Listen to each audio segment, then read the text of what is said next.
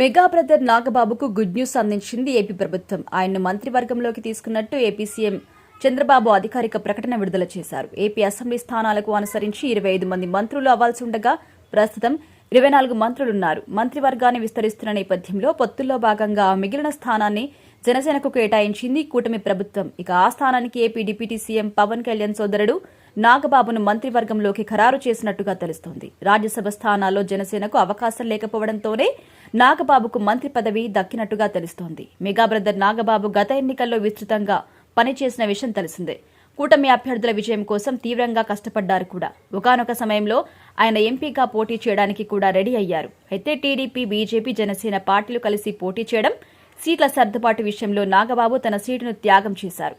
Seat దక్కకపోయినప్పటికీ Nagababu ఎటువంటి అసంతృప్తి వ్యక్తం చేయకుండా తమ్ముడు పవన్ స్థాపించిన జనసేన విజయం కోసం చెమటోడ్చారు. ఇక అందరూ భావించినట్టుగానే కూటమి అధికారంలోకి రావడంతో నాగబాబుకు కీలక పదవి దక్కుతుందని అంతా భావించారు. ఈ నేపథ్యంలో నాగబాబుకు కూడా కీలక పదవి దక్కుతుందని ప్రచారం జరిగింది. నాగబాబును టీటీడీ చైర్మన్ గా నియమించబోతున్నారన్న ప్రచారం జరిగింది. అయితే ప్రచారానికి ఫుల్ స్టాప్ పెడుతూ టీవీ5 ఎండీ బీఆర్ నాయుడికి టీటీడీ పదవి కట్టబెట్టారు చంద్రబాబు.